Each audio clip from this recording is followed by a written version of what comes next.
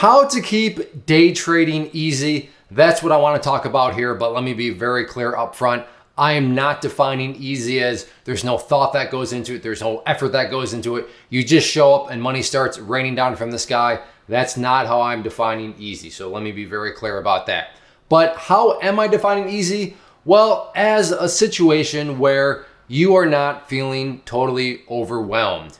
Why does everything have to be so complicated? In these situations, you have a very realistic chance of suffering from paralysis by analysis. You have all sorts of things going on, and yes, you just flat out overwhelm yourself to the point where you can't even make a decision, you can't manage a trade, you lose patience, and you just get irritated, and those are all really bad things.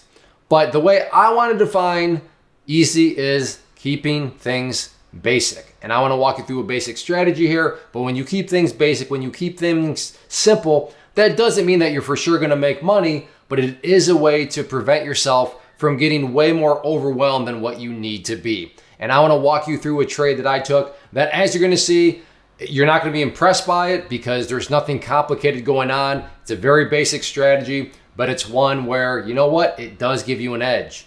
So the strategy that I want to focus on, very basic, but it revolves around right here, that purple line there being the 50-period simple moving average. Again, let me be clear. There is nothing magical about the 50-period simple moving average. Well, I suppose you could maybe call it magical in the sense of a lot of people use it. In fact, and this is there's no scientific study behind this, but if I had to guess, if you went up to 10 traders, I would bet minimum 7 of them would say, yeah, I use the 50-period moving average within my charts.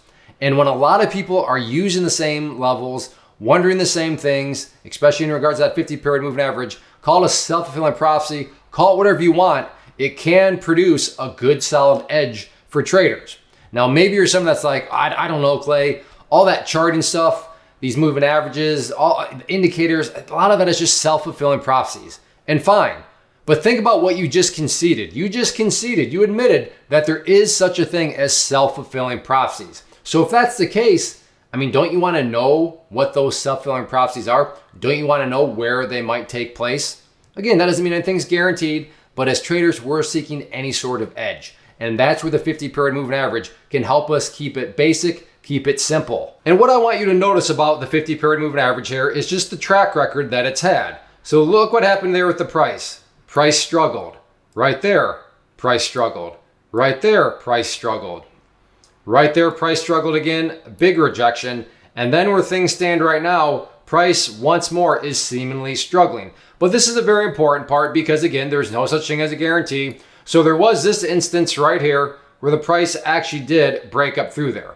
So a little bit of a breakup through there. Of course, you could also say the momentum disappeared very quickly. But that's not to say that just because there is this moving average means that every single time if the price is below it, it'll get rejected. But I mean, count all the times where it approached this, and the vast majority, the price got rejected. So as you looked at that 50-period moving average, I hope you really did see that pattern. I know what's going on. I hear you talking about me. I see you. I see you. And this goes back to what I was saying, nothing complicated here. All I've done is I've located the moving average, the 50-period moving average, and I've noticed that when the price goes up to it, it tends to get knocked back down. For anybody that's traded for a while, that I don't think that's shocking to anybody because, again, it's that 50-period moving average. So I decided, you know what? I think the price might get knocked back down from there again. So I went and bought some put contracts. Now, what is a put contract? That's just an option. What are options? That's all besides the point. Although if you do want to learn about options, just comment below option guide. Now we'll link you to a free class I put together called the Big Base of Options. But just understand that a put contract will make money if prices go down. That is why I bought the put contract, because by buying it, if the price does go down, which I think it will, because it's right at that 50-period moving average, I will make money. Now at this point, I'm actually already in the trade. So the numbers you'll want to watch are down here if you care about the actual profits. But what I would argue and say matters most is, well, let's just see what happens right here. Is the price going to ultimately find some resistance and not necessarily crash, but just any sort of pullback at all? So let's get this playing. So I should note right now, take notice the price is literally right at the purple line. So will it get rejected again?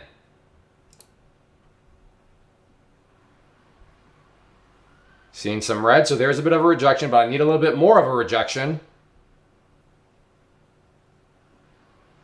You can see right there, just red candle, needed to get a little bit more red.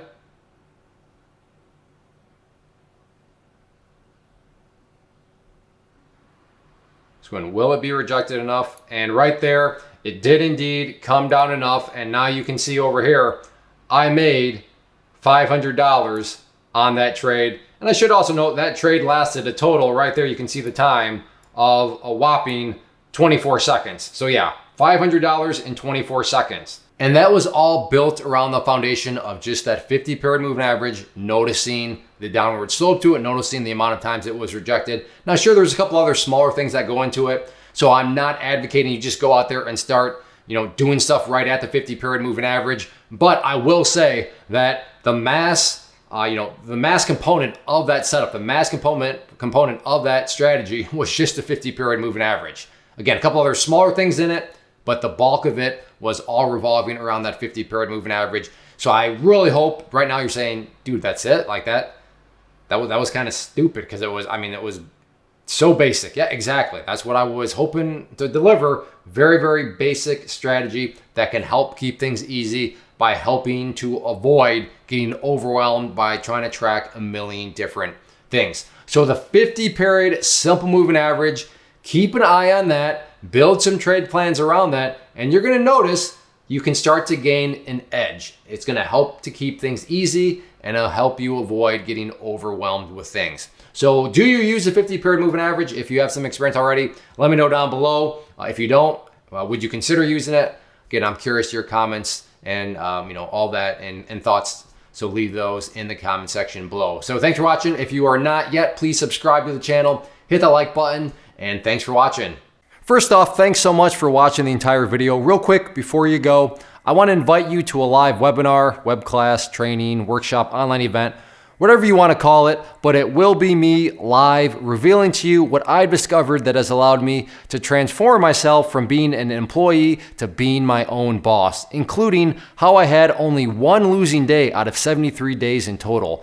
I'm going to cover 3 keys that have helped me unlock profitable consistency within the markets.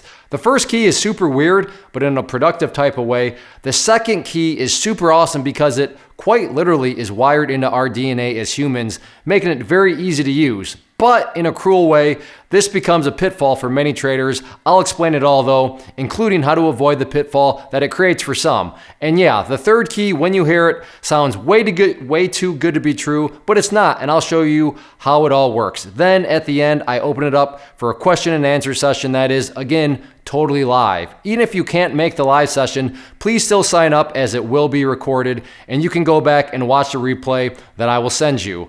Click the image on the screen or click the link down in the description box so you can get the date and time and claim your spot, which I should note is limited due to the fact that this truly is a live event. If you have any questions, let me know. If not, I'll be seeing you soon.